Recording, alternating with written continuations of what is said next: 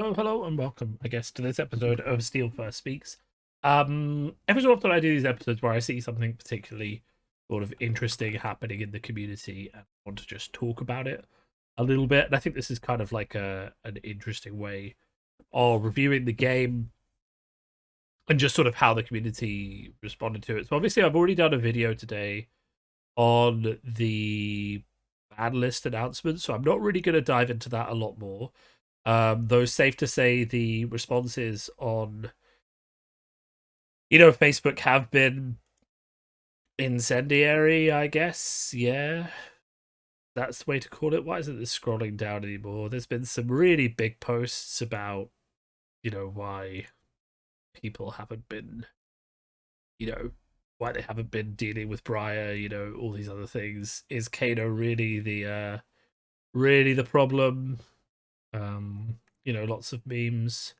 Lots of people saying they're disheartened. Briar is very efficient. It is kind of interesting the way that you have to play certain decks in order to, you know, deal with Briar, but then that's just what they call a meta. Um, lots of commentaries on why the deck is so good. I think we know why the deck is so good. It can be summed up really in this line right here. The math is better than for decks that have to pitch. You basically just don't have to pay for things, which means you're guaranteed to have an extra card in your hand.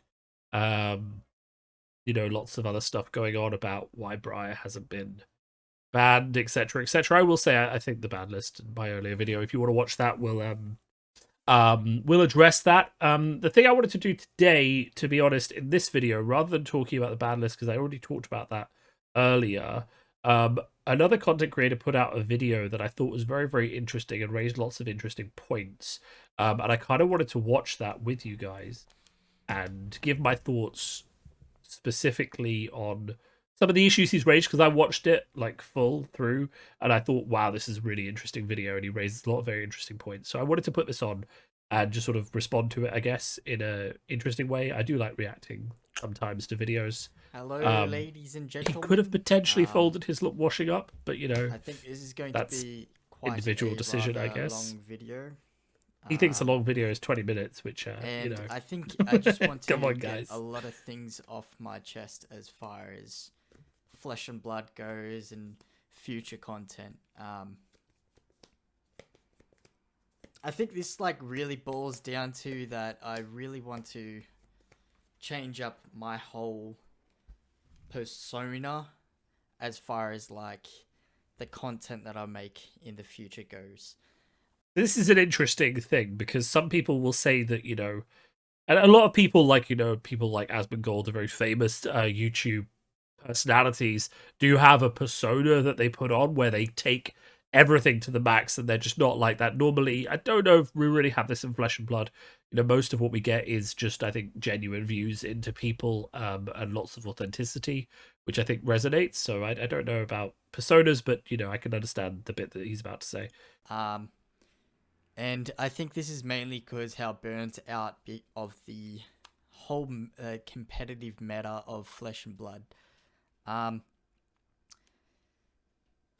I think it's better to start off with a small bit of why and then explaining the larger bit. So, your boy's been playing Rhinar since literally day one. First content creator of Flesh and Blood. Strong choice. Not sure about the second sentence, but Rhydar is always a strong choice. And fell in love with this game, and it has a lot of comparisons compared to like, let's say like Hearthstone. You know, you choose your hero, and you get certain cards and class cards to each deck, right? And That is the extent of where the Hearthstone similarities, lie, because obviously we're talking about a ramping mana game versus a perpetual resource game, and we're talking about, randomization and all the digital tools as well as active balancing. from what it looked like, it seemed like a very fair game. Everyone got their certain cards, especially from set one. Everything felt really good. And then I think it was like Arc came out. Everything I feel like started to go down a lot. And this was mainly because like Mechanologist. So as far as the whole competitive side for Flesh and Blood goes, for the future, I won't be playing Reiner. And like it's not a big deal, but it's a big deal to me, right? Like that, I feel like I built half my content around just playing Reiner, and the thing is, it feels disingenuous to upload Reiner content when I could be telling people to play certain heroes and like new He means Briar, by the way. Certain heroes. players, like other heroes that will get them somewhere in the game and not let them get frustrated to the point that I have. Briar. Um, yeah, I think that's what it really boils down to, is that in a way I feel like I have a burden on my back, you know, big Reiner god guy, Reiner day one. Um and it feels like if I make content for this, then I support playing a bad class, which isn't bad, but this is a growing game. The amount of new players that I try to get into this game and then just get like caught out by like one deck, which is happens every set. And for them to like lose interest to the game, or like they hate the game because of that, I can't make the same content that I can every day. Like, I've put myself into this situation. I put myself here on purpose. Like, I always wanted to feel like I had a target on my back. I always try and like question things and all that, and I just can't do it anymore. Um, I want to, but the thing is, like, I don't get support from LSS anymore. I mean, LSS have. I assume this guy's an early creator from New Zealand or Australia, and LSS have changed from your local gaming company into a global brand who can't literally support all of the content creators that they've maybe even used to work with, and are prioritizing larger brands in the US and Europe over smaller content creators who previously might have seen favoritism because they were local.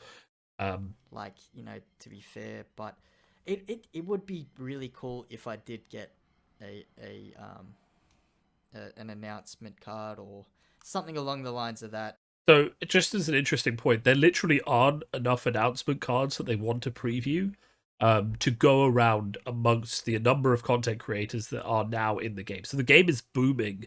And basically, when it comes down to it, LSS have kind of said that they kind of alternate between different sets as to who gets a card. So if you get a card one set, you probably won't get a card the next set. Unless you're obviously the very big guys who they just want to give cards to every time. But if you're on the smaller side, you probably get a card every other time. Or I don't know. But yeah, so that's what the whole video is about, and I think I'm gonna break down each point. So I'm gonna start with the competitive side of Flesh and Blood. Ever since Welcome to Wrath, it's been fine. You know, no, sorry, it hasn't been fine.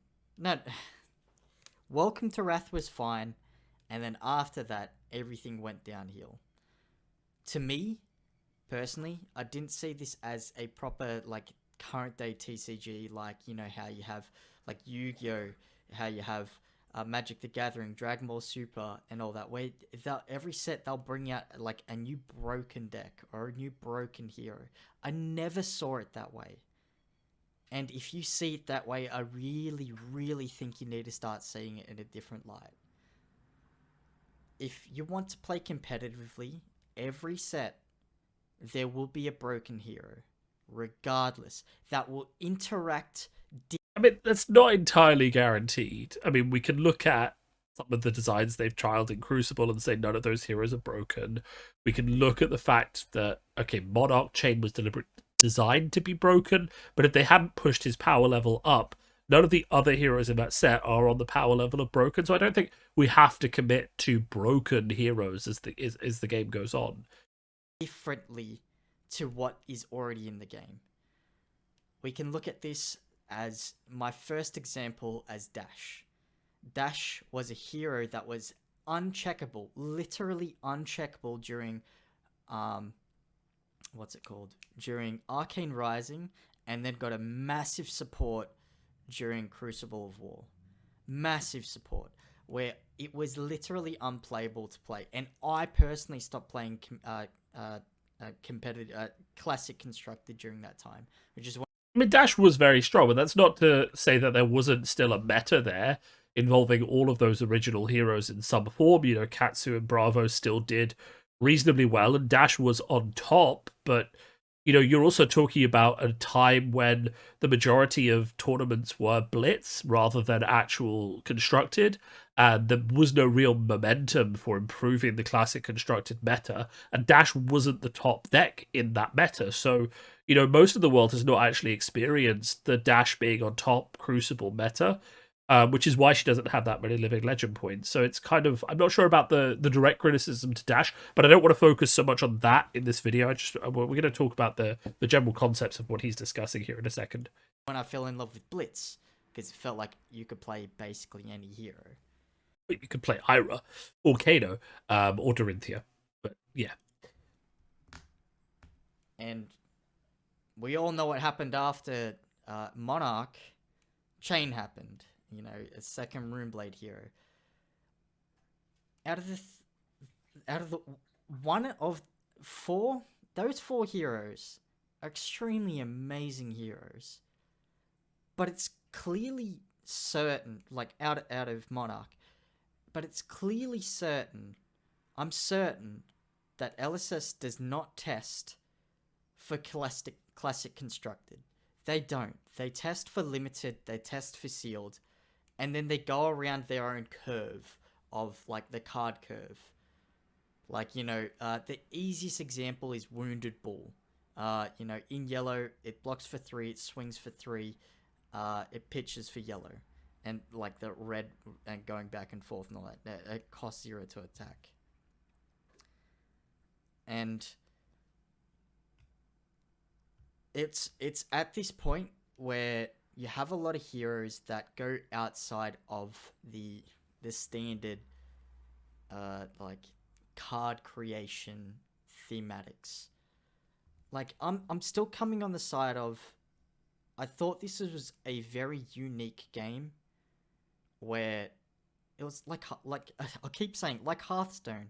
Yeah, you have a hero like every set, and you pick your hero and you choose that hero and you play that hero as much as possible, and you can kind of like play the game with that one hero. But Flesh and Blood is just like any other TCG, literally like any other TCG. So this is kind of one of the points I wanted to address, and one of the reasons why I wanted to respond to this video, because I'm not just here to sit and watch a video with someone else talking. I don't really feel that that's productive, and you can just watch the video and hear his words yourself, and it is quite a good video to sit down and watch in terms of the mental state. And I've seen another few people saying that that's kind of where they are with Flesh and Blood as well, that they were sold this idea of a factional based game where you picked a hero and that hero would remain somewhat viable throughout the lifespan of Flesh and Blood. Now, I think the challenge here and the real thing that I'm kind of settling on is, so he made a few interesting points. He said that WTR was fine, but after that everything went downhill. And the fact is that what you had coming out in WTR is essentially a board game style arena game where you have 4 heroes that are probably balanced against each other very well. Remember, this is the first set they've made. And, you know, you don't have the outside addition of any things that were designed separate to them, because everything that you're playing with in that set has been collectively designed together. That's why it feels like a really good hero-centric board game brawling experience, because the card list is very, very small. It's all internally tested together, and you don't have the addition of this second or third expansion of cards that maybe weren't tested as well with those original cards, and you start to get that friction where cards from the original set have power creeped out or have better comparisons in the newer set, or, you know, the newer set is stronger to sell boxes, or, you know, as they said for Chain, they pushed him because they wanted him to be strong enough because he was seen as the main villain of the set. Don't, you know, obviously all design factors are important. You can design someone to be the villain and give them more power. But I guess my point is that if your idea that this was a game where all heroes were going to be viable all the time. The real sad news is that that's just not feasible um, in the way that the game has been designed. So the second you add talents that hard wall off certain class cards from a class, you get restrictive deck building that basically prevents and caps the amount of growth that an original class is going to have in a specific area. So the reason, and he's brought up Hearthstone a few times, the reason that this differs from Hearthstone is that every time I print a ranger card in Hearthstone, a hunter card, every hunter can play that, right? The hero ability is actually the weakest thing about those classes because it doesn't change. It doesn't change very often per deck, though there are cards obviously that can replace it, upgrade it, or change it. I played Hearthstone plenty. Um, so, but you're building essentially around a linear system where there are 9 classes, 9 factions, and every time you release a set, those 9 factions are going to get a lot more cards. But that's okay because the rest of the cards in the available pool either rotate out, which controls the power level of the game, or they can be digitally edited and balanced to change the game reflectively. Now, that's not to say, so why don't we step away from Hearthstone for a minute and we'll talk about an example of a game that he is talking about. So, the example for the game that he is talking about would be something like Legend of the Five Rings. So, for those of you who didn't play Legend of the Five Rings, both the LCG and the TCG were all centered around one thing. There are 7 factions, 7 great clans, give or take various changes through the history of the game.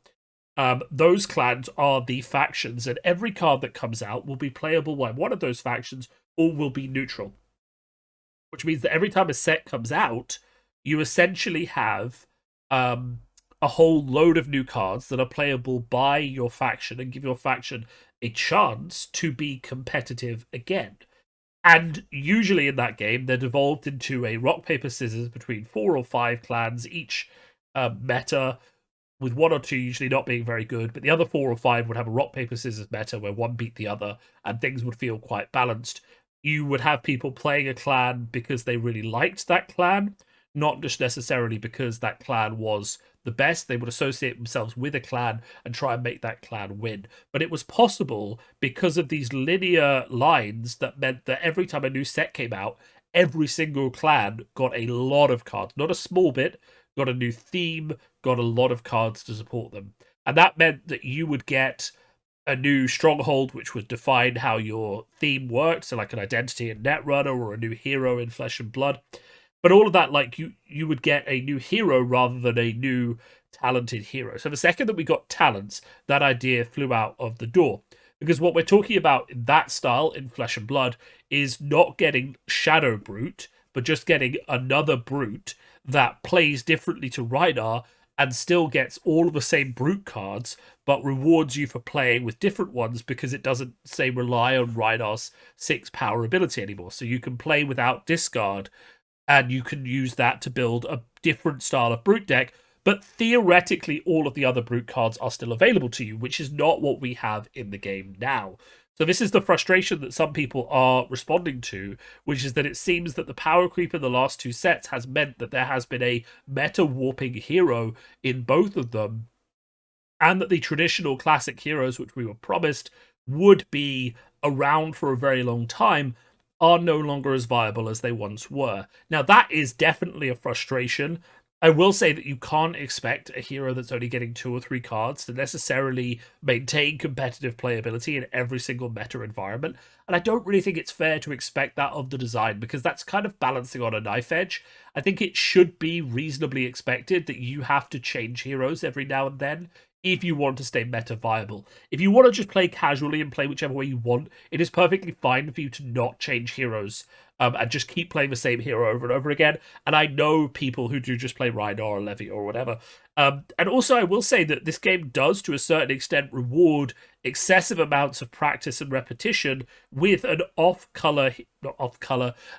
meta hero into the meta. We've seen people like Levia going into national championships and doing very, very well with people who have serious amounts of practice and have also fine tuned that deck into the meta that they plan on currently facing. That's not to say that every hero can be fine tuned to the point where they start winning, but it does mean that there are options. And if we remember the tier list that I did for the game post nationals, which was about 2 weeks ago, a lot of heroes on my list went into that 1.522 category because they all had with good luck, with a run of good luck, with good players, and with tuning for the meta. All of those heroes could and have maybe taken or placed high in a tournament. So I think it's not entirely unfair to say that you can't place well with an older hero if you've practiced the hell out of them. But I do realize the frustration of the fact that you are being sold this idea that Flesh and Blood is a hero-centric game, which it definitely is, and you can no longer play the hero you want.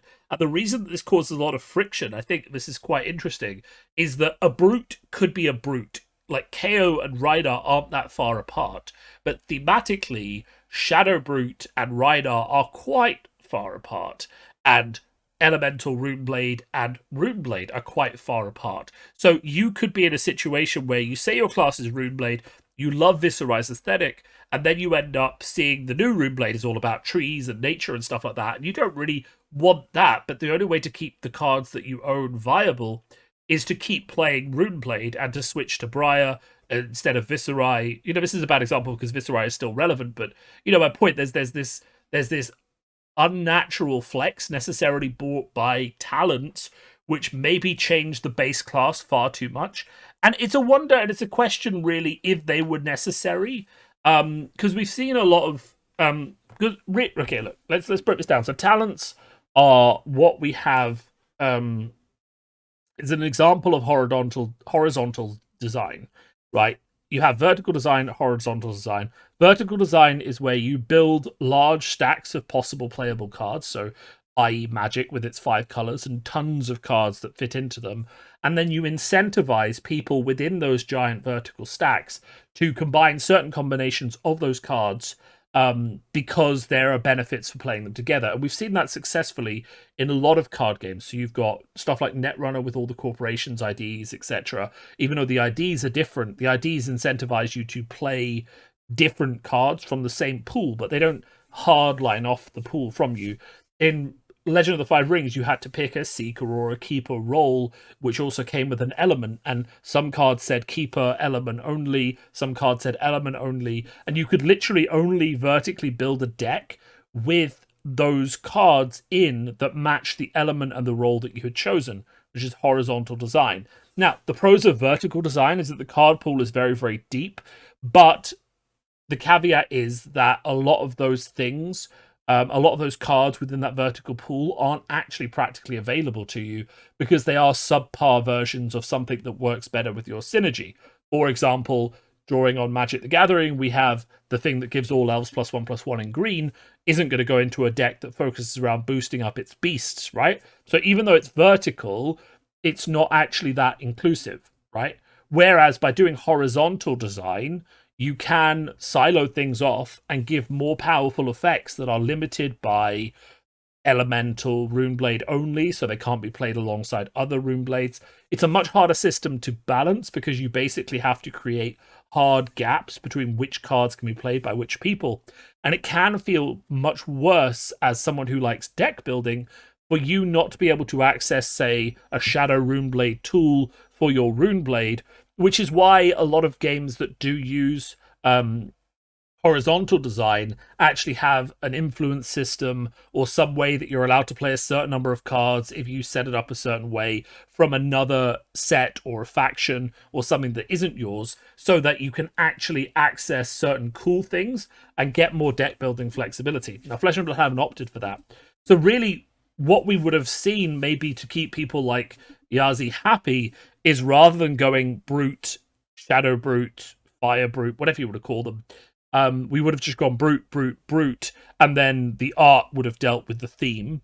But really what we would have seen is heavily skewed IDs, hero identities, that would have drastically rewarded you for playing a different set of cards rather than just building a good stuff brute deck. Because that is the problem with vertical design. You can end up in a situation where you don't have a choice but to start banning cards or rotating cards, because essentially you've got too many cards within a specific pool, that make it too easy to build this good stuff deck that is just really, really good. If you do horizontal design, it's a lot easier to balance and segregate and make decisions about cards, because essentially you're building within a small pool and then testing that small pool against someone else. And that's obviously where Flesh and Blood is going. But obviously there are some people who just want to keep playing the hero that they love and don't want to change. And I think that's going to be a bit difficult if those people also want to compete competitively. It's a revelation I had, and a lot of my testing team had. You know, I thought I would play Kano forever after I finished playing Kano in Blitz. And when I got to the Classic Constructed meta, I tried him for a month or two, trying to make him work, and I was just like, no, this isn't going to work. I'm just going to play whatever deck is good, because I want to win, and I put winning for me above playing the same hero every time. And that's because I have come from a factional game, Legend of the Five Rings, where I played the same faction every single year, even though that faction wasn't necessarily on top all the time. And I'm just kind of tired of it. I'd like to win on the merits of being able to play the good cards and not just lose because balance has decided that my particular hero isn't going to be the strongest one at the moment. And that is what's going on. You can't have all heroes being equal at the same time. You can when you're making one set like WTR and everything is really finely tuned and balanced within that limited experience of one set meta. But you can't do it on the long term. You can't keep everything balanced when there's 16 heroes in the game. You have to choose 4 or 5 or 6 who it's okay if those are in ascendancy for a while. And all that really needs to happen is those 4 or 5 or 6 need to change pretty regularly. And like, you know, Runeblade need to fall off their pedestal, and someone else like Ranger needs to step up, and then it needs to rotate around, and Brute need to have their day in the sun. And if the game is going well, then over the next 3 or 4 years, you know, there's going to be a time when Brute's on top, Rangers on top, Warriors on top, and it's going to rotate, and you're going to feel a bit bad when your favorite hero isn't on top of the meta, but it's going to feel better when they rotate back in. And that's I've talked a bit too much my responses, so let's go back to the video. wrong on my behalf. Like, I shouldn't have been seeing it in that light, and I think that's why I feel so much hatred towards certain classes and certain cards and certain game styles. And for the future, I won't be looking at like that anymore, because it's not.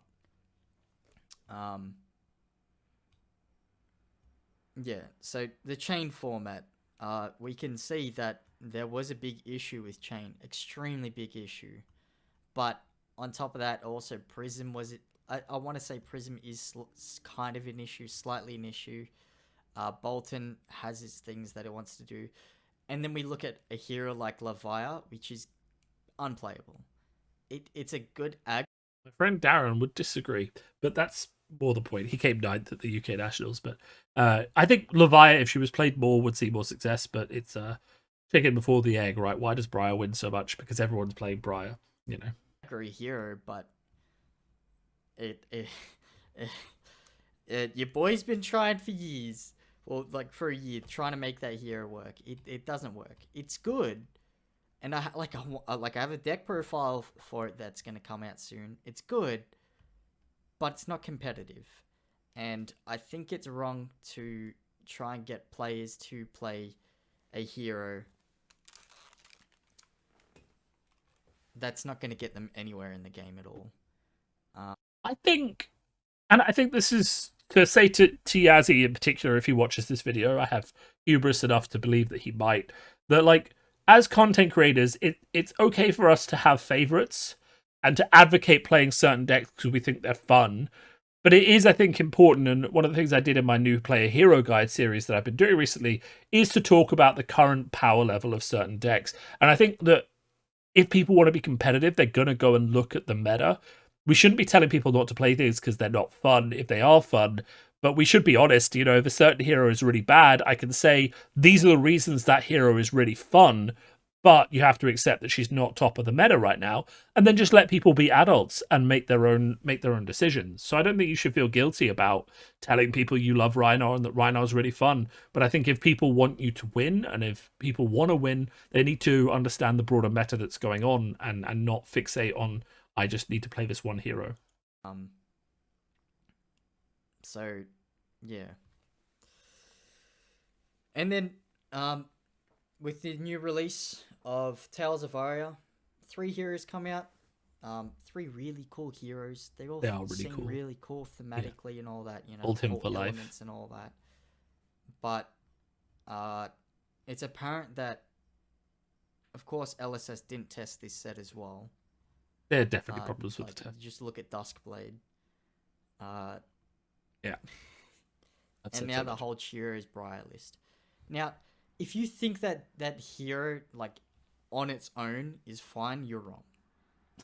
Any hero that is able to go outside of the current the current card curve, being able to block with a non-attack action that usually blocks for 2 for 6 is completely ridiculous. It's completely ridiculous.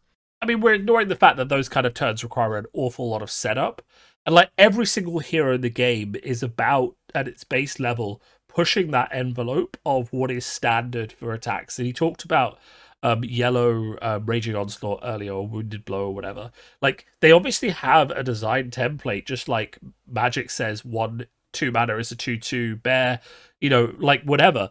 Every game has those design curve ideas, and then every single card in the game is focused on subverting those ideas, and that's been true of every single game. Like, Dorinthia is all about getting a sword swing that is 1, but then it's 4 instead of 3 and 5. Like, every hero is about doing things in different ways. And let's not forget that to get that 6 block, Briar has probably had to play minimum of 3 to 4 cards, which is why she has the balance coming in from heavy disruption from other classes, and why the ice heroes are starting to be much better against her. If you want to counter that deck, you can't play the deck you play and then go on to... You can't play the deck that you want to play. You have to adjust to the meta and respond to it in a proactive manner. Honestly, I think a lot of the problems here... So, what is a healthy meta is a very good question to just stop and ask for a second. In my mind, when there are at least 4 to 5 decks that are healthy, and I want to kind of give a shout out. I think it was a guy, I think it was Shamir from my local community, who said that in his mind, a healthy meta is where there are 3 separate archetypes. So aggro, control, mid-range, whatever you want to call them. And there are multiple decks that fit into each of those archetypes and can be successful versus other decks, despite having bad matchups into a few of the field. So what that looks like in Flesh and Blood is if you can play Briar, for all lightning, that's fine. You can play Lexi, you can play Oldhim, you can play Prism, you can play Chain.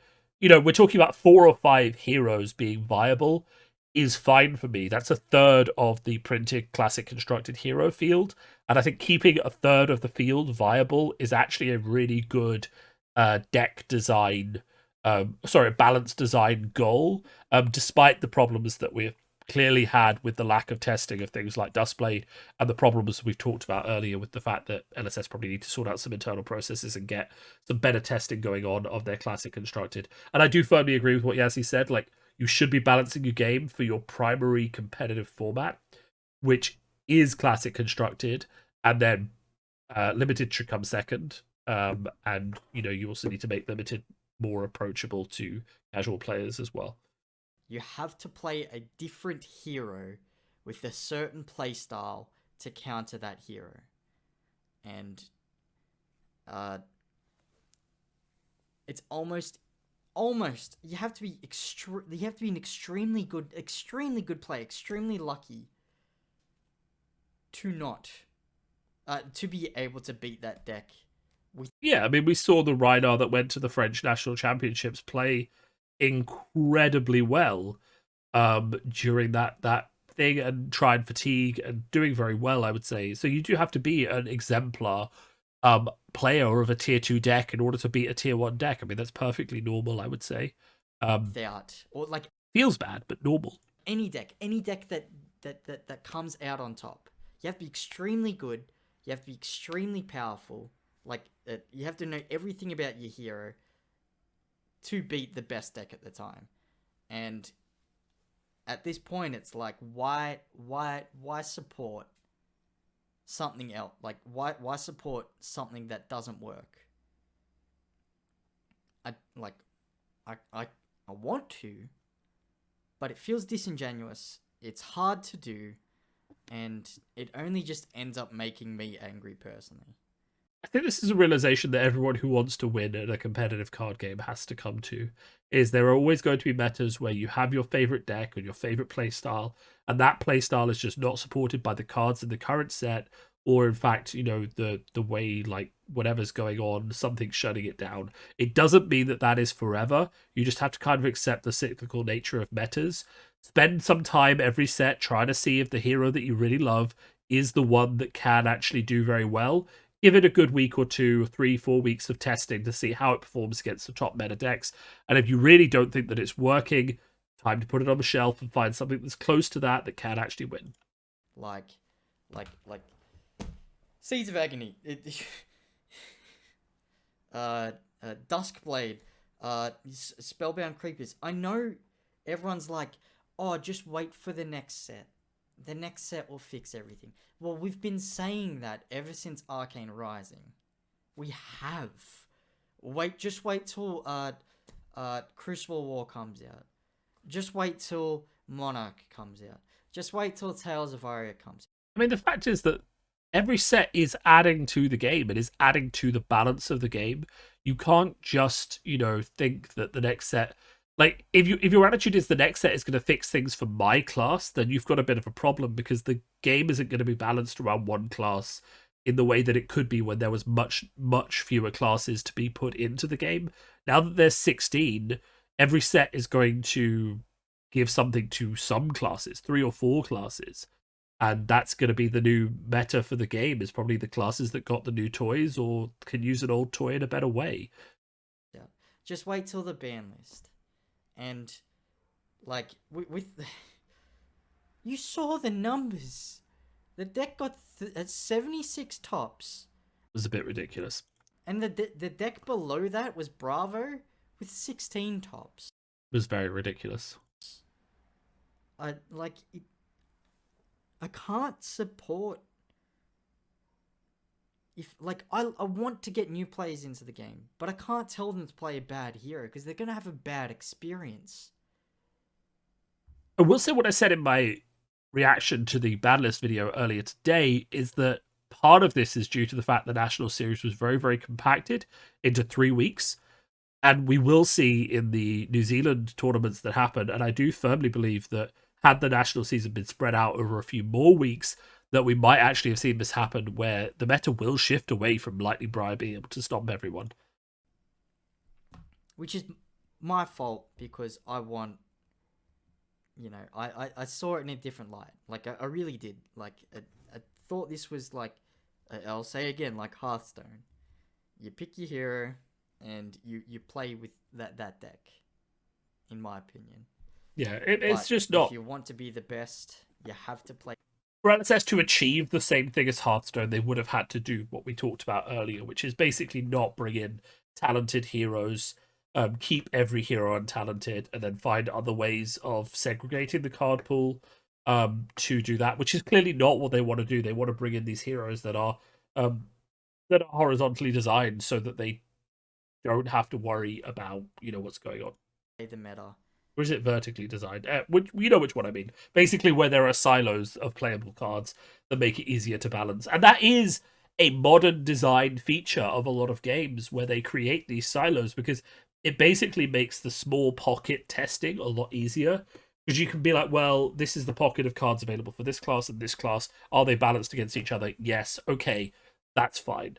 And then you can tweak them a lot easier and give them new tools a lot easier, because giving a strong tool to Briar doesn't give that tool to Viserai, which it would if they were both just regular rune blades. And that's kind of important. It's why a lot of games do lean towards that style of design. And you have to play a hero that will either counter the meta, which is extremely hard, because like they don't give us a lot of tools to beat these decks. They really don't. I mean, all of the ice classes, but yeah, I get the point.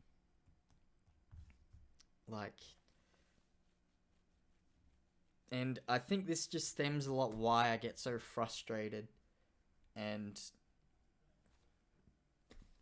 you know, like I don't want to be negative anymore. I really don't. I want 2022 to be a really good year for Yazi, for the Yazi channel, where I make good videos and, you know, I try and support players by telling them what heroes to play, rather than what heroes, rather than telling them a bad deck to play. If I were you, mate, I would do every time a new set comes out, I would do Is This Reinar's Time video, where you work through the new toys he's got, you try and put them into a deck, and you try and see how that deck performs against the meta. And you're going to have a fun series there. It's not a problem. I don't know. Like I feel like personally I feel like I'm the only content creator that really questions things. I would disagree, but yeah. And kind of does it all like no, I'm talking out my ass.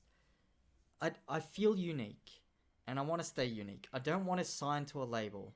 I don't want to. I don't want any of the content that I make to be scrutinized by a company or scrutinized by someone else. Oh, sorry about that. Definite scrutiny required. And I can't make the content that I want. I think that's what I'm trying to say. Like I want to make the content that I want to make. But like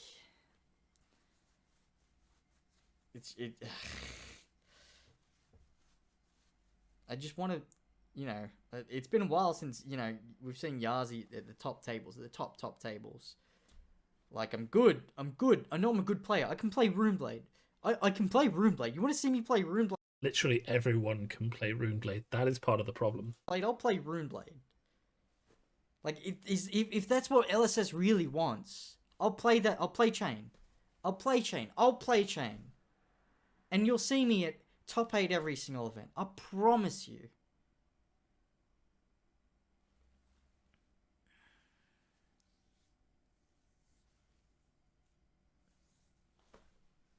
So yeah, for future content, I'm going to be focusing more on not what I feel like I want, or like, you know, attacking companies, attacking stores, because the amount of things that LSS has done that's completely pissed me off.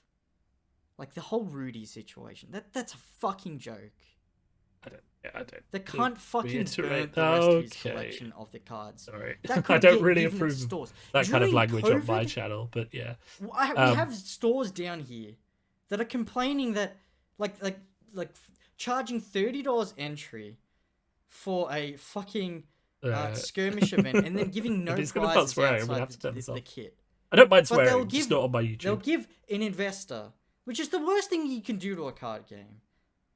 I mean, look, the whole Rudy thing, I've said plenty about it. Basically, it was a reward for him for supporting the game fairly early on when people didn't want to do it, right? And that you can't really get away from that. LSS probably promised him something like that, and he just waited to cash it in. It is good publicity for them in some ways because of how much his channel does get a lot of views. Those views have been dropping, so he's probably not going to get the same preferential treatment anymore. And there has been a lot of backlash to their decision to let him do that. So it's not all, you know, roses over there, but ultimately, you know, giving him a special promo for being an early supporter of the game isn't the biggest thing that they've done wrong. You know, there is a whole issue with Channel Fireball and being given too many boxes and the fire sailing of those at prices LGSs can't compete at, and many other market things that are causing problems. And this is an issue, so like, I think there are plenty of content creators that are critical of the game. As long as you keep those criticisms polite, directed and constructed, in the best interest of building a better game, it's fine to just keep talking about the game in a criticizing way. The important thing is not to devolve too much into ranting and raving and calling things out, which I think is a danger as a content creator. You can sometimes get into that spiral, but I think you really have to work to avoid it. Give an investor.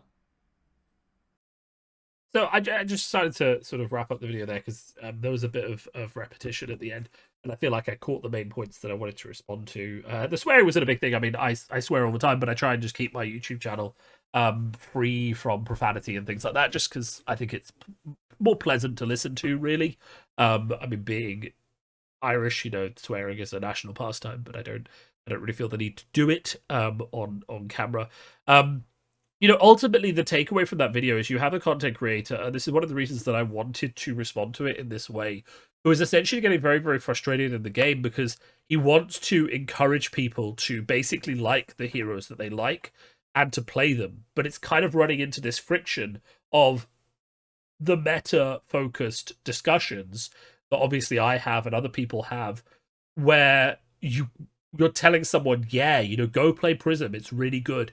But Prism isn't winning. And are you setting that person up to fail by not giving them that information? Like, you have to choose between feeding their enthusiasm for a specific class and also, telling them that class isn't very good, right? That's a really difficult thing. And also this whole idea that you can't criticize companies and channels and things like that. I mean, you can. It's just about how you do that criticism, right? I've never pulled punches on a video, and I still think that if LSS watch my videos, I think certainly they must at some point. I think there is potentially respect that goes two ways there in terms of I'm not going to be there yelling, say, oh, this person's an idiot, that person's an idiot, what the hell are they doing? I'm just going to suggest solutions, fixes, question things I think were wrong, and always be looking to build upon the solution for a game I love. When it comes to new players, I really think the takeaway from me is that all you can do is be honest. If I get a new player in the shop and all they're doing is playing a blitz deck, I'm going to say, cool, play whatever you want. It's going to be fun. If they come to me a week later and they say, okay, I'm really liking this game, I want to get competitive, I'll be like, okay, well, here's a meta video to go and watch. Here's an idea of the best decks. Here's an idea of what hero you might want to play. And if they then say to me, okay, I want to play this hero, do I have a chance at the meta? I'm going to say, right now you don't, but you might get new cards in this set that might change that around. And then you just have to kind of trust them to do what they want. And you can kind of have a conversation, and I have had this conversation with quite a few people over the years, of what they want to get out of their gaming experience, right? If someone comes to me and says, I want to win, I don't care what I win with, I just need to win at this game, I will be like, okay, cool, here's a tier list, this is the best deck, you're going to need to follow the meta, you're going to need to put money into getting the best deck every time, adapting to the meta, you're going to need to spend this many hours practicing, all these other things you're going to have to do to make that a success. If the person then turns around and says, oh, actually, I don't want to do that, I just want to play the game and be reasonably good at a local level, then I'm going to say, okay, well, try and get these cards, build one hero, practice it a lot. You'll do reasonably well. Maybe you won't win every week, but if you play a lot, you'll get a good chance at winning eventually. And if that doesn't work for them, then I'll come out and say, okay, maybe you need to do X and Y and Z. But I help people along that journey. I lend them my own legendaries and things like that so they can test out what's working and how things are going and whether they really want to commit to playing a hero. And I'll do everything I can to basically soften the blow that someone has spent lots of money on a hero and that hero just isn't very good, outside obviously of set changes, which I have no control over. But I do really just expect in Flesh and Blood for sets to overhaul and change things quite dramatically. I'm not saying that Runeblade isn't strong, and it is, but there are counters to Runeblade, and I'm firmly of the opinion that in the new set that comes out, Everfest, we will see more counters to Runeblade. We may also see some Runeblade cards banned just before the set comes out, because let's not also forget that there are going to be new Runeblade cards in that set, and the last thing that LSS wants is for Briar and Chain to get new power cards that bring them up to tier 0 instead of tier 1 and basically overpower everything. So my takeaways from this, these sorts of videos are really good. It's really good to get into the heart of someone who's very passionate about the game, see what they're thinking, how they're feeling, whether they feel the game is still resonating with them, and if they're saying it isn't, to try and understand why it's not resonating with them anymore. That is really, really valuable. So thank you, Yazi, for this video. I hope you don't mind that I have looked at it in this format. I just really, I was watching it. I was like, I have things to say about this, and I feel like this is a good format to get those things out there in. And I know I can tell that he's someone who really wants to support the game, is very vibrant and passionate in that discussion, and wants to support new players getting into the game as well. And if you look at the comments, you'll see responses from, I responded as well. Man Sand, who plays Levier a lot, responded as well. And he's an interesting one, actually, because he always plays Levier and tries to win with Levier. And all I'll say to those people is that it does just take a specific, set or class or something like that to give people a few extra cards to bring them up to competitive. So, there is hope on the horizon. There really is hope on the horizon for people. And I really don't think, that it's just to say that, not Brute isn't done forever, Ranger isn't done forever. I mean, all of these cards are eventually going to get a hero or a power card like Sonata Arcanix that brings them up to a new level. And I'm really enthusiastic about the potential of what could happen and how things could change. So it's going to be interesting. And of course, that's what excites me about the game, is seeing what each new set brings to an existing hero when things aren't rotated. There are problems with things like Lightning Briar. There are problems with some decks being overtly powerful. I will say that on a casual level, Lightning Briar really shouldn't be a problem for your playgroup, because anyone who is consistently bringing Lightning Briar to a casual level event, you can have a word with them. If there are lots of new players who are not enjoying themselves, you can have a conversation and get them to tone down those things. But,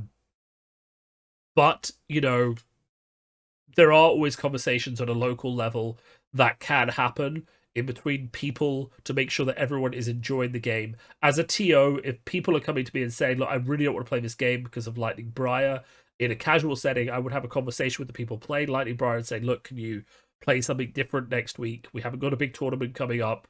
You don't need to practice with it. What do you want to do? Or I would organize other formats that get new players interested, like Draft or Sealed, or some sort of expanding format or something like that would keep people engaged without letting them fall prey to the classic constructed meta. Because there are always going to be problems with this game. The money is one thing I don't necessarily see as a problem, though. I think it's quite interesting, because if you want to be competitive in a card game, you have to accept that that comes with a budget.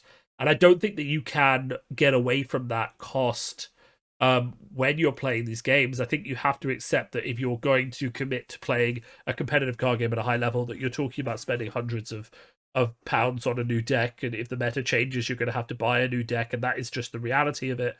If you are willing to commit to playing one hero and trying to perfect it, then of course you can buy the cards for that set and not have to worry about others. You have a lot more freedom to get what you want out of that, without worrying so much about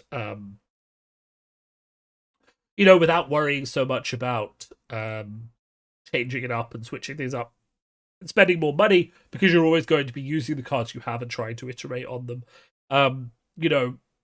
Does it suck if your class gets banned or balanced away when you've spent a lot of money on those cards? It does, but that is unfortunately the competitive reality, and also the sort of reality that I will explain to people who want to get involved in a competitive card game, not on the local level, because on the local level, weird decks can win and different decks can win, and someone can have a perfect run with a deck that no one thought would win, and things are a lot less set in stone. But also there is also more flexibility to say, maybe don't do that, maybe don't play that. Can we tweak this a little bit? You brought that deck every single time for the past month. Do you have something else you want to play, etc., etc., etc.? And those are the sort of conversations that at a local tournament level need to happen. Anyway, I'm going to leave it on that. As I say, I think that was a really interesting video. I think it sparked a lot of conversation from myself, and a lot of responses from the community as well, in terms of sort of what he's saying, the emotion captured there, do some people, this is a question for the comments, feel like they were missold on the vision of what Flesh and Blood was, that they thought it was just, I can pick this hero and win consistently with this hero forever? Or did they understand coming into it that this is a competitive card game with its peaks and troughs, and you can't guarantee that the hero you want to play is always going to be the strongest hero or even competitive in the game? You're just going to have to switch a bit. So let me know your thoughts in the comments. Obviously, if you've got this far, please do like and subscribe because you are clearly a fan of my voice. And if you really, really like what I'm doing, I do have a coffee page, which is linked, which is basically Patreon, but slightly different. And yeah, you can support me there if you want to. I have a couple of supporters. I'll probably set up a Discord for those guys in a while so they can chat and play games with me. But I'm still working on exactly what those people are going to get and what sort of the benefits are for backing me beyond just being able to hear more of my voice, in a fun way. Okay. Thanks a lot and have a great week.